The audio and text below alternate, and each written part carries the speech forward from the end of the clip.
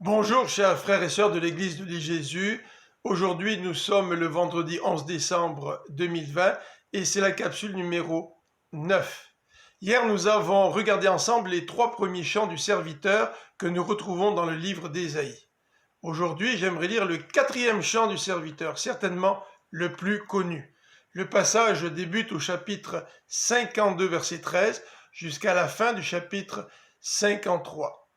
Remarquons les éléments suivants. Tout d'abord, l'apparence de ce serviteur. Ésaïe, chapitre 52, verset 14. Beaucoup ont été horrifiés tellement son visage était défiguré, et tant son apparence n'avait plus rien d'humain. Au chapitre 53, la deuxième partie du verset 2, il nous est dit « Il n'avait ni prestance ni beauté pour retenir notre attention » ni rien dans son aspect qui pût nous attirer. Il était méprisé, abandonné des hommes, un homme de douleur, habitué à la souffrance. Oui, il était semblable à ceux devant lesquels on détourne les yeux. Il était méprisé, et nous n'avons fait de lui aucun cas. Les versets qui suivent, à partir du verset 4, nous décrivent sa mission. Pourtant, en vérité, c'est de nos maladies qu'il s'est chargé, et ce sont nos souffrances qu'il a prises sur lui, alors que nous pensions que Dieu l'avait puni, frappé et humilié.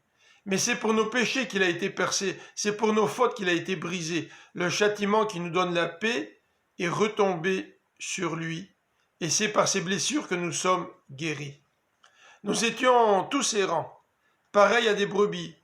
Chacun de nous allait par son propre chemin. L'Éternel a fait retomber sur lui les fautes de nous tous. Ces quelques versets nous décrivent nos maladies, nos souffrances, notre péché, notre châtiment que ce serviteur a porté sur lui pour notre guérison. Et en cela, le verset 7 ajoute qu'il n'a pas dit un mot. Il était maltraité et il s'est humilié. Il n'a pas dit un mot.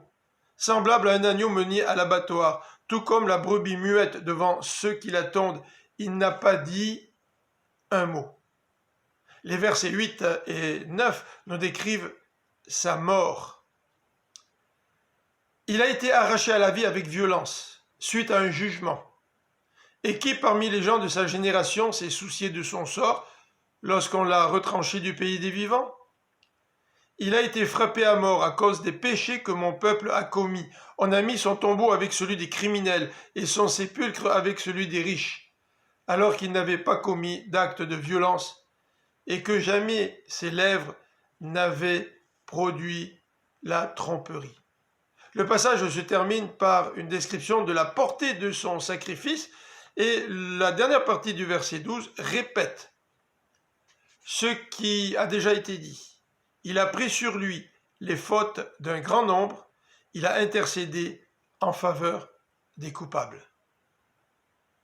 Je vous invite dimanche prochain à écouter la prédication de l'église de l'île Jésus sur notre chaîne YouTube.